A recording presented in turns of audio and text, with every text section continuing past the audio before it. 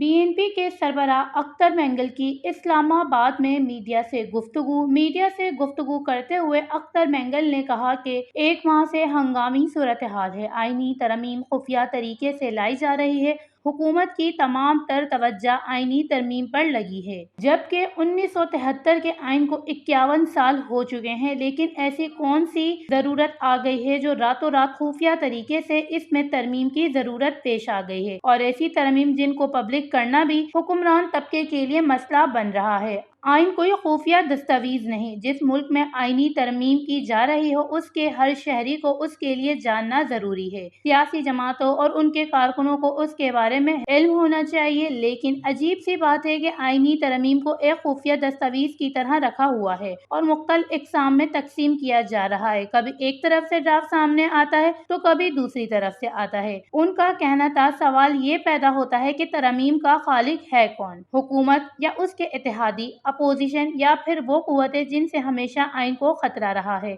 जिन्होंने हमेशा इस आइन को एक कागज का टुकड़ा समझकर रद्दी की टोकरी में फेंका है। दुनिया के किसी भी मुल्क में इस तरह की जमहूरियत नजर नहीं आती। यहाँ जितने भी आमर गुजरे हैं उन्होंने भी रेफरेंडम करवाया है, चाहे उसमें धांधली की गई हो, लेकिन अवाम से हाँ या ना का सवाल तो किया गया था। लेकिन अब अपने ही साथियों की माओ, बहनों और बेटियों को अगवा करके आईनी तरमीम की जा रही है। अख्तर मेंगल का मजीद कहना था कि मैंने वाज़ेह तौर पर कहा है कि हमने परवेज मुशर्रफ से गन पॉइंट पर कोई मुज़ाकरात नहीं किए, और अब भी अगर किसी भी शक्ल में इसका कोई जानशी है तो हमने गन पॉइंट पे मुज़ाकरात ना कभी किए थे और ना करेंगे। वश न्यूज़, इस्लामाबाद।